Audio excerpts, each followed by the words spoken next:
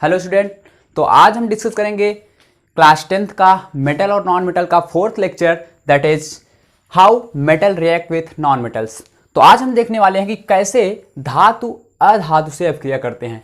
इससे पहले के लेक्चर्स में हम लोगों ने देखा कि जो मेटल्स हैं या नॉन मेटल्स हैं, यानी धातुएं और अधातुएं, वो अलग अलग तरीके से, यानी धातुओं की जल से क्रिया, धातुओं की ऑक्सीजन से क्रिया, धातुओं की किसी साल्ट के सॉल्यूशन से क्रिया, ठीक है, अलग अलग अपक्रियाएं। लेकिन आज हम देखेंगे धातु अधातु से कैसे अपक्रिया करता है। मेटल्स और नॉन मेटल्स में डिफरेंस हमने पहले लेक्चर में आपको बताया था, तो आज यहाँ पे हम डिस्कस करते हैं इसके बारे में। तो आपको पता होना चाहिए कि कोई भी रिएक्शन क्यों होती है। सबसे पहले आपको ये पता होना चाहिए कि कोई रिएक्शन क्यों होती है। आखिर कोई एक मेटल है या नॉन मेटल या कोई भी एलिमेंट है, वो किसी दूसरे एलिमेंट से रिएक्ट क्यों करता है।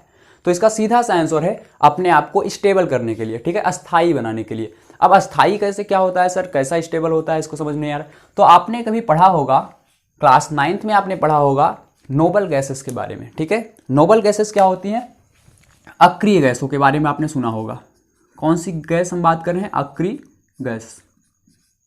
इसी को हम लोग इनर्ट गैस भी बोलते हैं, ठीक है, या नोबल गैस भी बोलते हैं हम लोग इसको। तो आप जो नोबल गैस के बारे में सुना होगा, तो ये नोबल गैस या इनर्ट गैस होती क्या है? ये गैसें किसी दूसरे भी एलिमेंट्स के साथ रिएक्शन नहीं करती। आसानी से कोई भी गैस, कोई भी अक्रिय गैस किसी दूसरे गैस के साथ रिएक्ट नहीं करती। जैसे इसमें हम लोग एग्जांपल्स देखते थे, हीलियम था, ठीक है, नियॉन था हमारे पास में, आर्गन था, ठीक है, जेनान है, क्रिप्टॉन है, रेडान है, इस तरीके से बहुत सारे जीरो ग्रुप के जितने भी एलिमेंट्स हैं हमारे पास में, सब के सब इस ग्रुप में आते हैं, हमारे पास में अक्रिय गैसों के समूह में आते हैं। अब इनको अक्रिय क्यों बोला जाता है, इसके बारे में हम देखिए आप कि अक्रिय इनको इसलिए बोला जाता है क्योंकि इसका ऑक्टेट कंप्लीट होता है, और किसी भी एलिमेंट्स का अगर ऑक्टेट कंप्लीट हो जाता है तो वो किसी भी दूसरे एलिमेंट से रिएक्ट नहीं करता है। यही कारण है कि इनको हम लोग क्या बोलते हैं? नोबल गैस या इनर्ट गैस। जैसे हम एग्जाम्पल लेके बताते हैं, इसमें हीलियम एक अपवाद है हमारे पास में, हम नियॉन से लेते हैं। हीलियम अपवाद इसलिए है क्योंकि इसके बाहरी कोश में केवल 2 इलेक्ट्रॉन होते हुए भी ये किसी से रिएक्ट वगैरह नहीं करता। तो नियॉन का एटॉमिक नंबर हम लोग जानते हैं 10 होता है, परमाणु संख्या 10 होती है। तो नियॉन का परमाणु संख्या 10 होने के कारण इसका अगर हम इलेक्ट्रॉनिक विन्यास करें, ठीक है, तो क्या होगा? 2 और 8। आप लोग जानते होंगे सेल्स होते हैं K, L, M, N, इस तरीके से, first shell, second shell, third, fourth, इस तरीके से। तो नियॉन का जब हम कॉन्फ़िगरेशन करेंगे, इलेक्ट्रॉनिक कॉन्फ़िगरेशन करेंगे, तो फर्स्ट सेल में 2 इलेक्ट्रॉन एंड सेकेंड सेल में यानी L सेल में हमारे पास में 8 इलेक्ट्रॉन्स होंगे। तो यही जो 8 इलेक्ट्रॉन है, तो इसका देखिए पूरा हो गया, 8 2 10 इसका एटॉमिक नंबर था, कंप्लीट हो गया।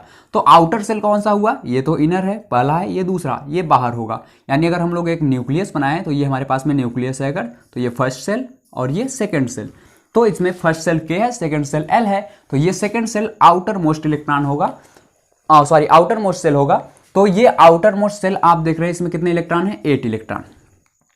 यही चीज हम कर रहे हैं कि ऑक्टेट रूल के हिसाब से, क्या है? ऑक्टेट रूल जो हमारा है उसके अकॉर्डिंग किसी भी एलिमेंट्स के अगर आउटर मोस्ट सेल में यानी बाहरी कोश में 8 इलेक्ट्रॉन हो जाते हैं, तो उसको हम करते हैं उसका ऑक्टेट कंप्लीट है, यानी उसमें 8 इलेक्ट्रॉन पूरे हैं और वो किसी के साथ भी रिएक्शन नहीं करता है। इस तरीके से आर्गन की अगर हम बात करें, तो आर्गन में भी आप देखेंगे कि आर्गन जो हमारे पास में, इसका एटॉमिक नंबर 18 हुआ करता है, और इसका इलेक्ट्रॉनिक कॉन्फ़िगरेशन करेंगे तो 2 8 और 8, K, L, M। तो आप देखेंगे कि इसमें भी बाहरी कोश हमारे पास में, भले ही तीसरा कोश क्यों नहीं है, लेकिन इसमें भी बाहरी कोश में इलेक्ट्रॉनों का नंबर कितना है? 8, यानी इसका भी ऑक्टेट कंप्लीट है, ये भी किसी से रिएक्शन वगैरह नहीं करेगा। तो यही कारण है कि जो हमारे पास में नोबल गैसेस होती हैं वो किसी से भी रिएक्ट नहीं करती हैं।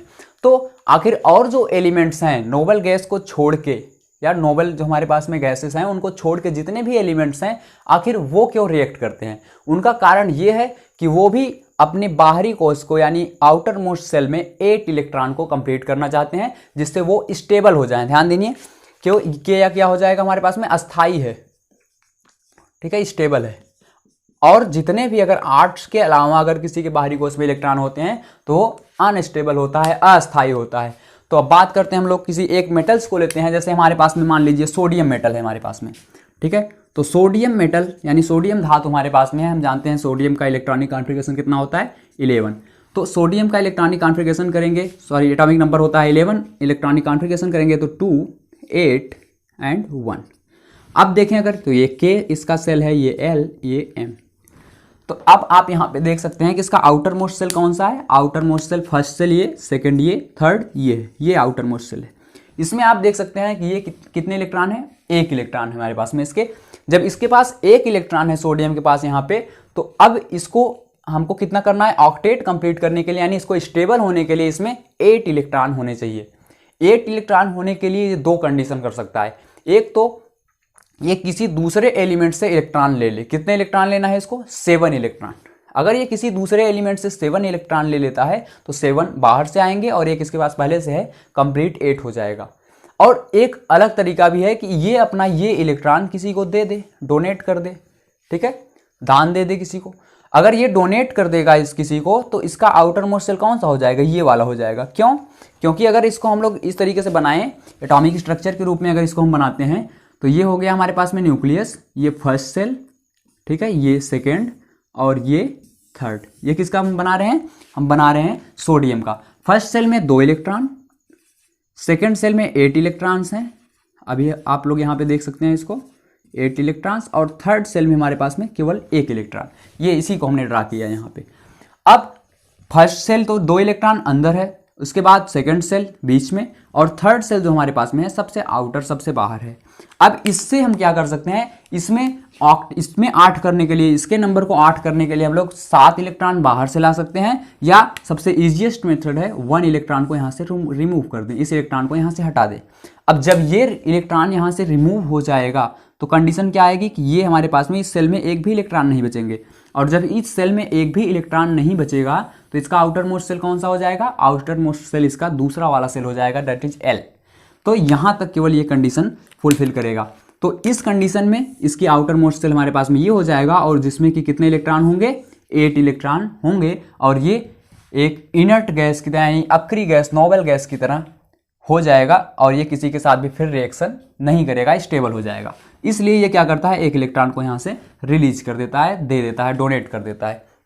7 इलेक्ट्रॉन लेना इसके लिए ज़्यादा दिक्कत होगी, क्योंकि 7 इलेक्ट्रॉन लेना किसी से उतना आसान नहीं होगा। इसके लिए आसान ये होगा कि ये एक इलेक्ट्रॉन किसी को दे दे। और जितने भी मेटल्स होते हैं वो क्या करते हैं, इलेक्ट्रॉन को डोनेट ही करते हैं, इलेक्ट्रॉन को दे देते हैं किसी को। तो सोडियम भी हमारे पास में एक मेटल है और ये इलेक्ट्रॉन दे देता है।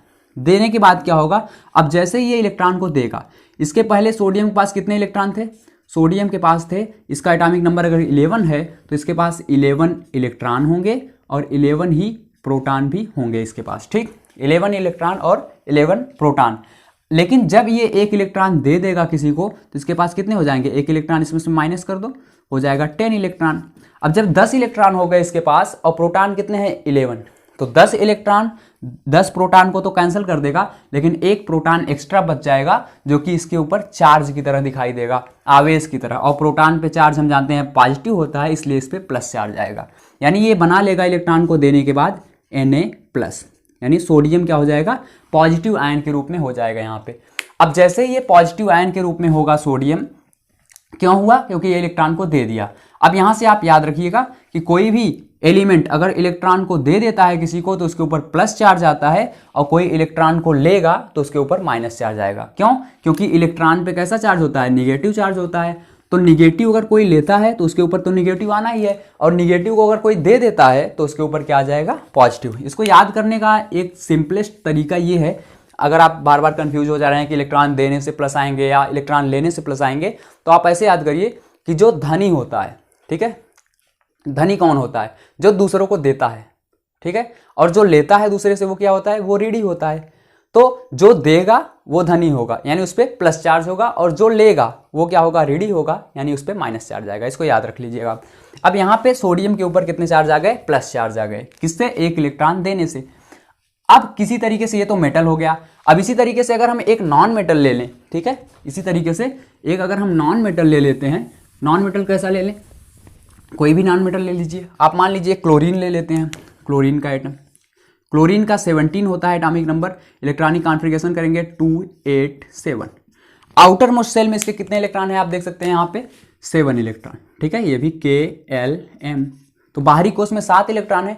अब 7 इलेक्ट्रॉन होने के नाते इसमें क्या होगा कि ये इसको भी ऑक्टेट कंप्लीट करना है, इसको भी अक्री गैस की तरह बनना है, जिससे ये स्टेबल हो जाए, अस्थाई हो जाए। तो इसको क्या करेगा कि ये सोडियम की तरह क्या कर सकता है, अपने बाहरी कोश के इलेक्ट्रॉन को अगर किसी को डोनेट कर देता है तो क्या हो जाएगा, इसके भी ये वाला बाहरी कोश बन जाएगा और इसमें 8 इलेक्ट्रॉन हो जाएंगे। लेकिन यहाँ पे दिक्कत क्लोरीन के केस में ये आ रही है कि ये 7 इलेक्ट्रॉन को इसको देना पड़ेगा। सोचिए कितनी ज़्यादा मुश्किल होगी, पहले 1 इलेक्ट्रॉन देगा, फिर दूसरा, फिर तीसरा, फिर चौथा, फिर पाँचवा, फिर छठवां, इसे 7 बार इसको देना पड़ेगा।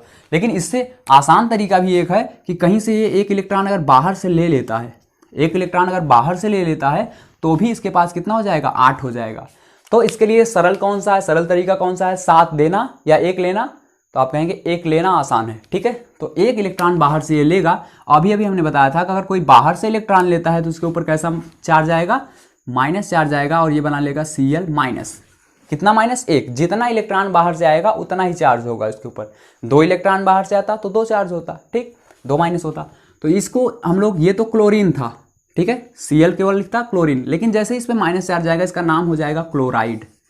इसका नाम क्या हो जाएगा, क्लोराइड। ये क्लोरीन लेकिन ये क्लोराइड। ये तरीके से ये सोडियम इसका नाम था और इसका नाम भी सोडियम आयन होगा, ध्यान दीजिएगा, इसका नाम क्या होगा, सोडियम आयन। अच्छा, तो अब देखिए ये तो मेटल था और ये कैसा है, नॉन मेटल। एक मेटल एक नॉन मेटल। इसने इलेक्ट्रॉन दिया था एक, कोई लेने वाला चाहिए इसका, तो लेने वाला यहाँ पे मिल गया क्लोरीन। इसने कितना इलेक्ट्रॉन लिया, 1। तो ये जितना इलेक्ट्रॉन दे रहा है वो इतना इलेक्ट्रॉन ले भी रहा है। तो यानी इसका इलेक्ट्रॉन कौन ले लिया, Cl माइनस। एक प्रकार से अगर हम दोनों को साथ साथ लिख कर देखें तो Na के पास हमारे पास में 1 इलेक्ट्रॉन था बाहरी कोश में। हम केवल बाहरी कोश के वैलेंस इलेक्ट्रॉन को ही यहाँ पे दिखाते हैं। Na के पास 1 इलेक्ट्रॉन ये है, और Cl के पास कितना था, Cl के पास हमारे पास में बाहरी कोश में 7 इलेक्ट्रॉन थे, 1 2 3 4 5 6 7। अब यही Na का इलेक्ट्रॉन अगर हम इसको दे दें, डोनेट कर दें यहाँ पे, तो इसके पास कितने हो जाएंगे, तो ये हो जाएगा हमारे पास में Na बन जाएगा Na प्लस, यहाँ पे हम एरो न बनाए नहीं तो आप कंफ्यूज होंगे, Na हो जाएगा Na प्लस, लेकिन Cl ले रहा है तो Cl हो जाएगा Cl माइनस। अब ये प्लस और ये माइनस आपस में क्या करेंगे, एक फोर्स का डेवलपमेंट करेंगे, एक अट्रैक्शन फोर्स। आप लोग जानते होंगे अगर जो चार्ज हैं वो डिफरेंस होते हैं, अपोजिट चार्ज होता है तो एक दूसरे को अट्रैक्ट करता है, और सेम चार्ज होता है यानी प्लस प्लस होगा तो एक दूसरे को रिपल करेगा, दूर भागेगा, और माइनस माइनस होगा फिर भी दूर भागेगा। लेकिन अगर अपोजिट चार्ज है यानी 1 प्लस 1 माइनस है तो एक दूसरे को क्या करेगा, अट्रैक्ट करेगा, और ये दोनों एक दूसरे को अट्रैक्ट करेंगे और बना लेंगे क्या, Na, क्या बनाएगा, NaCl। इसको हम लोग क्या बोलेंगे, सोडियम क्लोराइड। इसका नाम था सोडियम, इसका नाम है क्लोराइड, तो इसका नाम हो जाएगा सोडियम क्लोराइड, ठीक है, सोडियम क्लोराइड। तो यही होता है हमारे पास में, जब एक मेटल और एक नॉन मेटल आपस में रिएक्ट करता है तो कोई एक नया कंपाउंड बनता है। लेकिन इसको हम लोग साल्ट, जब भी कभी भी कोई मेटल और नॉन मेटल रिएक्ट करते हैं तो ज़्यादातर केस में 80% केस में या 90% केस में हमारे कैसे क्या बोलता है, साल्ट बनता है यहाँ पे। तो ये NaCl साल्ट है, हम लोग इसका नाम भी जानते हैं सोडियम क्लोराइड, घर में साधारण नमक के नाम से जाना जाता है। और एक चीज़ और यहाँ पे ध्यान दीजिएगा कि कभी भी NaCl अगर आप लिख रहे हैं, ठीक है, तो NaCl को हम लोग कभी भी मॉलिक्यूल नहीं बोलेंगे, अणु नहीं बोल सकते इसको, ठीक है, अणु कभी भी नहीं बोलेंगे। क्यों, H2O को हम लोग बोल सकते हैं, H2O को अणु बोल सकते हैं, मॉलिक्यूल हम लोग बोलते हैं H2O का मॉलिक्यूल। लेकिन NaCl को कभी भी हम लोग, कभी भी कोई दो मेटल, एक मेटल और नॉन मेटल आपस में रिएक्ट करते हैं उसको मॉलिक्यूल नहीं बोलते, इसको हम लोग कुछ दूसरी चीज़ बोलते हैं। क्या बोलते हैं इसको हम लोग, क्योंकि आयंस के कारण डेवलप हुआ है इसलिए इसको बोलते हैं आयनों का समुच्चय। NaCl क्या होता है, आयनों का समुच्चय होता है, न कि अणु होता है। इसी को आप आगे पढ़ेंगे क्लास 11th 12th में, इसको हम लोग क्रिस्टल लैटिस बोलते हैं, लैटिस। इसको मॉलिक्यूल नहीं बोला जाता, इसको लैटिस बोला जाता है, ठीक है। तो ये हमारे पास में लैटिस हुआ करता है, या आप कह सकते हैं आयनों का समुच्चय हुआ करता है, ठीक। अच्छा सर, ये जो इनके बीच में अट्रैक्शन बना, या ये जो इनके बीच में एक बॉन्डिंग बनी, ये इसका नाम क्या देंगे हम, तो इसका नाम, क्योंकि ये आयनों के कारण, देखिए यहाँ से हमारे पास में स्टार्ट हुआ करता है कि बॉन्डिंग, ठीक है, टाइप्स ऑफ बॉन्ड अगर आप लोग पढ़ेंगे क्लास 11th में तो वहाँ पे आपको समझ में आएगा। यहाँ भी हम थोड़ा सा बताते हैं आपको कि ये इनके बीच में आपस में एक प्रकार का बॉन्ड बन रहा है इस तरीके से, जिसके कारण ये अट्रैक्शन कारण जुड़ रहे हैं। तो ये बॉन्ड किसके कारण बना था, अभी हमने बताया कि पॉजिटिव और निगेटिव यानी आयंस के कारण बना है, इसलिए इसका नाम हुआ करता है आयनिक बॉन्ड या आयनिक कंपाउंड। इस कंपाउंड को हम लोग क्या बोलेंगे, आयनिक कंपाउंड, या इसका दूसरा नाम भी हुआ करता है, हिंदी में भी इसको हम लोग बोलेंगे आयनिक यौगिक, ठीक है, आयनिक यौगिक। या एक और नाम होता है, इसको हम लोग बोलते हैं इलेक्ट्रो कोवैलेंट कंपाउंड। ठीक है, इलेक्ट्रो कोवैलेंट कंपाउंड को बोलते हैं आयनिक सहसंयोजक यौगिक। क्या? आयनिक सहसंयोजक यौगिक। एक को हमने थोड़ा सा आपको डिटेल में बताया इसको बना के। अब इसको आयनिक क्यों बोलते हैं? क्योंकि आयंस के कारण बन रहा है। ठीक है, और सहसंयोजक यौगिक क्योंकि ये शेयरिंग, एक प्रकार से शेयरिंग ही है, इसका इलेक्ट्रॉन इसके पास ट्रांसफर हो रहा है, इसलिए इसको हम लोग सहसंयोजक यौगिक के रूप में भी बोल देते हैं, electro covalent compound. Covalent compound आप लोग अगर कभी पढ़ेंगे, जैसे H2 में होता है कोवैलेंट बॉन्ड, तो इसलिए उसको हम लोग कोवैलेंट कंपाउंड बोलते हैं। ये आयंस के कारण कोवैलेंट बॉन्ड इसके बीच में बना है एक प्रकार से, तो इसको हम लोग बोलते हैं इलेक्ट्रो कोवैलेंट बॉन्ड। ठीक, तो ये दो नाम हुआ करते हैं इस तरीके के कंपाउंड के, NaCl, और आप एग्जाम्पल ले सकते हैं KCl। ठीक है, MgCl2। अच्छा, MgCl2 का आपके बुक में दिया है, इसको हम एक बार डिटेल में थोड़ा सा बताते हैं। देखिए MgCl2 में क्या होगा, याद रखिएगा नाम, आयनिक कंपाउंड इसको बोलते हैं या फिर इलेक्ट्रो कोवैलेंट कंपाउंड, यही है हमारे पास में। जब कोई एक मेटल दूसरे नॉन मेटल से रिएक्ट करता है तो आयनिक कंपाउंड बनाता है, न कि मॉलिक्यूल नहीं बनाता, ध्यान दीजिएगा। इसको हम लोग लैटिस बोलते हैं। अब देखिए, जैसे अगर मैग्नीशियम है हमारे पास में, अब हम डायरेक्ट थोड़ा सा बताएंगे। मैग्नीशियम का एटॉमिक नंबर 12 होता है, ये एक मेटल है। ठीक, 12 होता है एटॉमिक नंबर, तो हो जाएगा 282। आउटर मोस्ट सेल में कितने इलेक्ट्रॉन? 2 इलेक्ट्रॉन। दूसरा कोई हम लेते हैं इसी तरीके से Cl ले लें, क्लोरीन अभी बताया था हमने, 17 होता है इसका इलेक्ट्रॉनिक कॉन्फ़िगरेशन, 2, 8 और 7। इसके बाहरी कोश में 2 इलेक्ट्रॉन है, यानी ये क्या करेगा? डोनेट करेगा। डोनेट करेगा, एक इलेक्ट्रॉन पहले डोनेट करेगा, फिर एक इलेक्ट्रॉन डोनेट करेगा। ठीक है, इस तरीके से, या हो सकता है दोनों साथ में इलेक्ट्रॉन डोनेट कर दे। तो इस तरीके से 2 बार इलेक्ट्रॉन एक डोनेट करेगा और इसके आउटर मोस्ट में फिर हो जाएगा 8 इलेक्ट्रॉन, यानी ये क्या हो जाएगा? स्टेबल हो जाएगा। लेकिन क्लोरीन क्या है? क्लोरीन 1 इलेक्ट्रॉन ले सकता है। अगर ये 1 इलेक्ट्रॉन डोनेट किया है तो इसके लिए क्या करेगा? ये ले लेगा इसका, लेकिन अभी इसके पास 1 इलेक्ट्रॉन एक्स्ट्रा बच गया। एक्स्ट्रा बच गया तो हमको क्या चाहिए? कोई 1 इलेक्ट्रॉन और लेने वाला चाहिए। जैसे क्लोरीन यहाँ पे 1 ही है, तो हम क्या कर सकते हैं? 1 क्लोरीन और ले सकते हैं। यहाँ पे 1 क्लोरीन और ले लीजिए आप, क्लोरीन का एक मॉलिक्यूल। ये भी क्या करेगा? ये भी इसके बाहरी कोश में कितने इलेक्ट्रॉन है? 7, तो ये इसका दूसरा वाला इलेक्ट्रॉन भी यहाँ पे ले लेगा, क्योंकि ये दे रहा है और ये क्लोरीन ले रहा है। लेते कौन है हमेशा? वही जो नॉन मेटल्स होते हैं। नॉन मेटल्स इलेक्ट्रॉन को लिया करते हैं, मेटल्स इलेक्ट्रॉन को दिया करते हैं, ध्यान दीजिएगा। और मेटल्स इलेक्ट्रॉन देने के बाद हमेशा पॉजिटिव बनाते हैं, पॉजिटिव आयन बनाते हैं, जबकि नॉन मेटल्स में हमारे पास में इलेक्ट्रॉन्स को लेने के बाद नेगेटिव आयन बनाते हैं। तो Mg क्या कन्वर्ट हो जाएगा? ध्यान दीजिए, Mg कन्वर्ट हो जाएगा, 2 बार 2 इलेक्ट्रॉन को बाहर निकाला है, इसलिए इस पर कितने चार्ज आएंगे? Mg 2+ चार्ज आएगा, 2+ आएंगे। और Cl हमारे पास में देखिए, एक Cl यहाँ पे आया था, ये 1 इलेक्ट्रॉन लिया है तो इसके ऊपर माइनस, और एक Cl यहाँ पे है, ये भी इलेक्ट्रॉन लिया है तो इसके ऊपर माइनस। अब ये दोनों माइनस देखो, एक माइनस इसके प्लस के साथ अट्रैक्ट होगा, ये वाला भी इसके प्लस के साथ अट्रैक्ट होगा, और बनाएगा क्या? बना लेगा हमारे पास में MgCl2। इसको बोलेंगे मैग्नीशियम क्लोराइड। देखेंगे आप, याद करिए, NaCl में क्या था? एक Na था, एक Cl था, लेकिन MgCl में ऐसा नहीं है, क्योंकि Mg के पास 2 इलेक्ट्रॉन थे, Na के पास 1 इलेक्ट्रॉन था, इसलिए एक Cl से अटैच हो पाया, जबकि Mg के पास 2 हमारे पास में इलेक्ट्रॉन है, तो ये 2 Cl से अटैच हो गया। ठीक है, इसका भी आउटर मोस्ट एक लेने के बाद क्या हो जाएगा? 8 हो जाएगा, इसका भी 8 हो जाएगा, और इसका एक 2 देने के बाद यहाँ तक बच जाएगा, ये वाला 8 हो जाएगा। तो सारे के सारे क्या हो जाएंगे? स्टेबल हुआ करते हैं और अस्थायी हो जाएंगे। अब ये किसी से जल्दी रिएक्शन नहीं करेगा। तो ये हो गया हमारे पास में MgCl का बनना। इसी तरीके से आप बहुत सारे और भी कंपाउंड्स को बना सकते हैं। एक कंपाउंड हम आपको और बताते हैं, जैसे ऑक्सीजन है। ठीक है, ऑक्सीजन क्या करता है? ऑक्सीजन के आउटर मोस्ट सेल में कितने इलेक्ट्रॉन होंगे? मान लीजिए हम ऑक्सीजन का एटॉमिक नंबर लिखते हैं 8, तो ये हो जाएगा 2 और 6। इसके आउटर मोस्ट सेल में ऑक्सीजन के कितने इलेक्ट्रॉन हैं? 6। और मैग्नीशियम का अभी हमने बताया था कि मैग्नीशियम में कितने होते हैं? मैग्नीशियम में 12 था, 2, 8 और 2। इस थोड़ा सा यहाँ नीचे ध्यान दीजिएगा।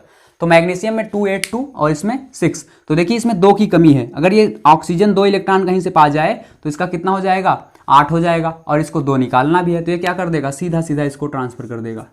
इसके पास भी 8 हो जाएंगे, जब ये 2 इसको दे देगा, और इसके पास भी 6, 2, 8 हो जाएगा। तो इसके Mg के ऊपर आएगा 2+ चार्ज और ऑक्सीजन के ऊपर आएगा 2-, क्योंकि 2 इलेक्ट्रॉन, एक अकेला ऑक्सीजन 2 इलेक्ट्रॉन लिया। अब ये दोनों प्लस माइनस आपस में 2+ इसके पास, 2- इसके पास अट्रैक्ट हो जाएंगे और बना लेगा क्या? MgO, magnesium oxide. तो इस तरीके से ये आयनिक कंपाउंड्स बनते हैं हमारे पास में। और ये आयनिक कंपाउंड्स की कुछ प्रॉपर्टीज हुआ करती हैं, जिसके बारे में अभी हम आपको इसी लेक्चर में बताएंगे कि क्या होती है आयनिक कंपाउंड्स की प्रॉपर्टीज। तो देखिए ये जो आयनिक कंपाउंड्स है इसकी कुछ प्रॉपर्टीज हुआ करती हैं, या इसी को हम लोग बोलते हैं इलेक्ट्रोकोवैलेंट कंपाउंड। इसका नाम है इलेक्ट्रोकोवैलेंट कंपाउंड या आयनिक कंपाउंड। तो अब हम देखते हैं इसकी प्रॉपर्टीज को, क्या यानी गुणधर्म, प्रॉपर्टीज ऑफ आयनिक कंपाउंड लिख देते हैं, क्या दिक्कत है, फर्स्ट नेम ही इसका लिखते हैं आयनिक कंपाउंड, यानी आयनिक यौगिकों के गुणधर्म, आयनिक यौगिकों के गुणधर्म। देखिए इसमें क्या है, जैसे आयनिक यौगिक कौन से हैं, हम एग्जांपल यहां पे लिख देते हैं, NaCl, KCl, MgCl2 अभी बना के दिखाया, MgO अभी बना के दिखाया। तो ये सारे कुछ कंपाउंड्स हैं, और ले सकते हैं आप AlCl3, बहुत सारे कंपाउंड्स हैं, आप बना सकते हैं। इसका सबका स्ट्रक्चर बनाइएगा घर पे, ठीक है, अपने रफ पे या कॉपी पे। अब देखिए इसकी जो प्रॉपर्टीज़ हैं, फर्स्ट प्रॉपर्टीज ब्लैक कलर से हम लिखते हैं इसको, फर्स्ट प्रॉपर्टी जो है इसकी प्रॉपर्टीज हम देखते हैं फिजिकल नेचर, ठीक है, भौतिक प्रकृति। NCERT एकदम मैच करेगा, आप वहाँ से देखते चलिए, भौतिक प्रकृति, यानी इसी को बोलते हैं हम लोग फिजिकल नेचर। तो देखिए इसका फिजिकल नेचर आयनिक कंपाउंड्स का कैसा होगा। तो आयनिक कंपाउंड्स जैसे NaCl है, अभी देखिए ये क्या कैसे बनते हैं, आयनों के कारण बनते हैं, ठीक है, पॉजिटिव आयंस और निगेटिव आयंस के कारण, और उन आयनों के बीच में अट्रैक्शन होता है, और बहुत ही स्ट्रांग अट्रैक्शन होता है, क्योंकि ये इलेक्ट्रोस्टैटिक अट्रैक्शन वहाँ पे होता है, स्थिर वैद्युत आकर्षण बल वहाँ पे काम करता है। तो जैसे हमारे पास में Na+ था और Cl- था, तो ये प्लस माइनस एक दूसरे को अट्रैक्ट करेंगे, आपस में अपनी तरफ अट्रैक्ट करेंगे, और ये जो अट्रैक्शन होगा कैसा होगा, विद्युत आकर्षण होगा, स्थिर विद्युत आकर्षण होता है, और ये बहुत ही पावरफुल होता है, स्ट्रांग हुआ करता है, जिसके कारण ये बहुत पास आ जाते हैं, और ये कैसे हो जाते हैं, सॉलिड हो जाते हैं। तो इसका फिजिकल नेचर कैसा होगा, सॉलिड, यानी ये ठोस होंगे, ठीक है, और कैसे होंगे, स्ट्रांग होंगे, बहुत ही मजबूत होंगे। किसके कारण मजबूत और ठोस हो रहे हैं, ये दोनों का कारण है पॉजिटिव और निगेटिव आयंस का अट्रैक्शन। और ये क्या होगा, और ये ब्रिटल होंगे, ब्रिटल भंगुर, इसको हिंदी में बोलते हैं हम लोग भंगुर। इसका मतलब होता है कि अगर इस पे भंगुर हम लोग उसको बोलते हैं, जैसे आप किसी भी, मान लीजिए हमारे पास में NaCl का एक टुकड़ा है, इसके ऊपर अगर आप प्रेशर लगा रहे हैं, ठीक है, या इस पे हथौड़े से अगर हम लोग इस तरीके से प्रहार कर रहे हैं, तो ये क्या करेगा, छोटे छोटे टुकड़ों में टूट जाएगा, और ये टुकड़े किधर से टूटेंगे कुछ भरोसा नहीं है इसका। तो जैसे मेटल्स होते हैं, अगर मेटल्स पे आप हथौड़े से मारेंगे तो वो क्या होता है, वो तो परत के रूप में पतला होता चला जाएगा, चद्दर बन जाएगी उसकी। लेकिन नॉन मेटल्स, ये हमारे पास में साल्ट्स के केस में ऐसा, आयनिक कंपाउंड्स के केस में ऐसा नहीं होता, इसी को हम लोग बोलते हैं भंगुर, यानी प्रेशर लगाने पे छोटे छोटे टुकड़ों में टूट जाएगा। तो भौतिक प्रकृति इसकी 3 हमने बताया, सॉलिड, स्ट्रांग एंड ब्रिटल, यानी ठोस होगा, बहुत ही मजबूत होगा। आप नमक है घर पे देख सकते हैं, ठीक है, बहुत ही कॉमन एग्जांपल है NaCl, आप इसको घर पे देख सकते हैं किस तरीके का NaCl होता है। सॉलिड होता है, बिल्कुल होता है, आप देखे होंगे। स्ट्रांग होता है, बिल्कुल, मार देंगे तो क्या सिर भी फूट सकता है किसी का। और भंगुर तो होता ही है, नहीं तो इसको हम लोग छोटे छोटे टुकड़ों में, यानी कि इसको हम लोग थोड़ा सा और छोटा कैसे करते हैं, एकदम महीन कर सकते हैं इसको तोड़ के।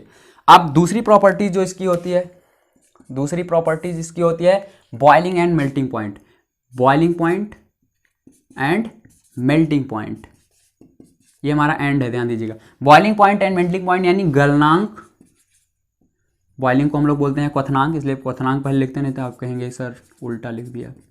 क्वथनांक और गलनांक,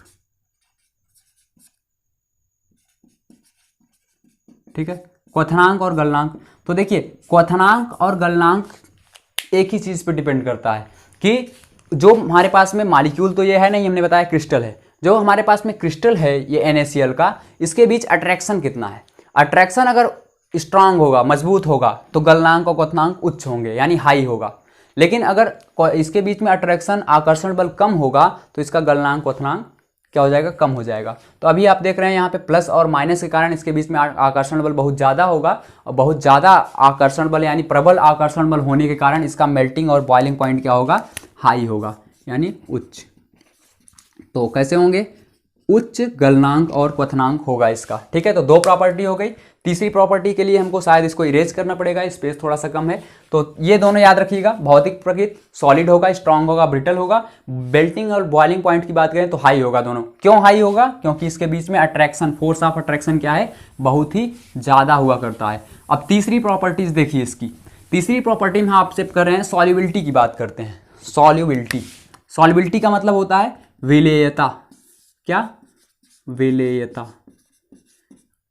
ठीक है, या घुलनशीलता। आप घुलनशीलता लिखिए ज़्यादा ठीक है। चलिए अच्छा, हम आप लिख करके लिख देते हैं विलेयता, घुलनशीलता, या इसी को इंग्लिश में बोलते हैं सॉल्युबिलिटी। तो देखिए इसको करने के लिए क्या करेंगे हम, इसको किसमें किसमें डिजॉल्व करें। NaCl ले लीजिए आप, नमक घर पे मिल जाएगा आसानी से। ठीक है, इस NaCl को क्या करें, वाटर में डालें, जल में, पानी में डालो, देखो घुलेगा पानी में, देखेंगे आप घुल जाएगा। ठीक है, पानी में डाल के देख लीजिए, नमक का आसानी से घुल जाएगा। केरोसिन लीजिए आप, ठीक है, मिट्टी का तेल, उसमें डालिए, नहीं घुलेगा। पेट्रोल ले लीजिए आप, उसमें डालिए, नहीं घुलेगा। तो आप देखेंगे कि पेट्रोल और केरोसिन में तो नहीं घुलता, लेकिन ये वाटर में आसानी से डिजॉल्व हो जाता है, वाटर में आसानी से घुल जाता है। ठीक है, तो ये वाटर में घुल जाता है, पेट्रोल डीजल में नहीं घुलता, क्योंकि वाटर भी हमारे पास में आयनिक या आयन से मिलकर बना होता है, पोलर हुआ करता है, और ये भी पोलर होता है, तो पोलर पोलर में डिजॉल्व हो जाता है। पोलर पोलर ये दोनों नॉन पोलर है, इसलिए इसमें डिजॉल्व नहीं होता है। तो ये विलेयता हो गई। अब लास्ट प्रॉपर्टी इसकी देख लीजिए आप, यानी ये पानी में केवल घुलेगा बस।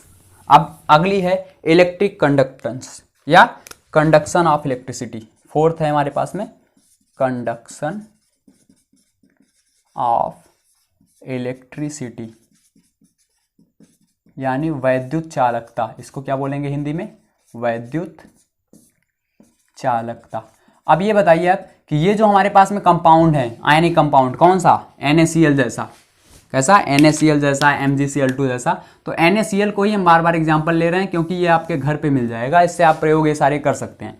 तो NaCl को लेंगे। क्या NaCl इलेक्ट्रिक कंडक्ट करता है, यानी विद्युत का चालक होता है NaCl। जैसे लोहा होता है, लोहे की वायर को ले जाके एक सॉकेट में डाल दो। ठीक है, आपके घर पे होंगे ना, चार्ज, मोबाइल चार्ज करते होंगे, इस तरीके से सॉकेट्स बने होंगे। तो इस सॉकेट में ले जाके क्या करो, एक लोहे की रॉड लगा दो, देखोगे वो मेटल है, वो तो आप फिर वहीं पे बेहोश मिलेंगे आसानी से। तो उसमें क्या होता है कि जो मेटल्स होते हैं वो तो विद्युत का चालन करते हैं, लेकिन NaCl का नमक का एक टुकड़ा लो और उसको ऐसे, तो इसमें तो जाएगा नहीं हमारे ख्याल से, नमक का अगर बड़ा सा टुकड़ा होगा तो इसके अंदर तो नहीं जाएगा। तो आप क्या कर सकते हैं, एक वायर लीजिए, खुली वायर, सामने के साइड क्या होगा, ओपन हो जहाँ पे, तो ओपन वायर लीजिए आप, और इस पे ले जाके नमक के टुकड़े को खुद पकड़ लीजिए और इस पर टच करा लीजिए। ठीक है, करना मत भाई, हो सकता है सावधानी से भी कुछ और हो जाए, तो करने के लिए फिर भी आप ट्राई कर सकते हैं। नहीं, करंट नहीं लगेगा। नमक का टुकड़ा लेंगे और इस पे अगर खुली वायर पे आप टच कराएंगे यहाँ पे, तो आप देखेंगे कि आपको करंट नहीं लगेगा। इसका मतलब कि NaCl का जो सॉलिड फॉर्म है, यानी जो क्रिस्टल है हमारे पास में, ठीक है, क्रिस्टल है, वो क्या करता है, विद्युत का चालन नहीं करता है। यानी NaCl का क्रिस्टल लेंगे, अब आप उसको करंट के थ्रू टच कराएंगे तो उसमें क्या होगा, आपको करंट नहीं लगेगी। इसका मतलब है कि ये वैद्युत चालक नहीं है। कौन, NaCl, सॉलिड फॉर्म में। ध्यान देना, आप इसको इस तरीके से भी कर सकते हैं। एक प्रयोग देखिए, एक बैटरी ले लीजिए, ये हो गई बैटरी आपकी। ठीक है, इस बैटरी से एक आप बल्ब ले लीजिए। ठीक है, मैं आपको एक दूसरा प्रयोग बताता हूँ। यहाँ हाथ वगैरह वाला ये डायरेक्ट आपके ऊपर इस पर खतरा बन जाएगा, इसमें आपको खतरा नहीं होगा। तो देखो ये क्या होगा, ये बल्ब है एक, इसको यहाँ से एक तार तो डायरेक्ट जोड़ दो। ठीक है, और दूसरी जो बैटरी की तार होगी इसको डायरेक्ट नहीं जोड़ना है, यहाँ बैटरी से भी एक तार लाना है और यहाँ पे एक नमक का टुकड़ा रख देना है बीच में। अब जैसे ही आप देखेंगे नमक के टुकड़े के साथ, यानी एक बैटरी का दूसरा जो प्लस वाला माइनस वाला तो डायरेक्ट जोड़ दो, ठीक है, बल्ब से, लेकिन प्लस वाला जो है हमारे पास में, प्लस वाले को डायरेक्ट ना जोड़ो, प्लस वाले को यहाँ पे एक नमक का टुकड़ा रखो, इससे बैटरी के तार को, दोनों के नमक के टुकड़े को दोनों सिरों की ओर टच करा दो। देखो ये जलता है, देखेंगे नहीं जुड़ेगा। ठीक है, क्या होगा, नहीं जलेगा। इसका मतलब सॉलिड फॉर्म में NaCl इलेक्ट्रिक कंडक्टेंस नहीं करता है, वैद्युत का चालन नहीं करता है। लेकिन यही नमक का टुकड़ा आप एक वाटर ले लो, ठीक है, इस तरीके से कटोरी ले लो छोटी सी, इसमें वाटर ले लो, इसमें घोल दो, ठीक है, नमक के टुकड़े को इसमें डाल दो और इसमें क्या हो जाएगा, NaCl का सॉल्यूशन बन जाएगा।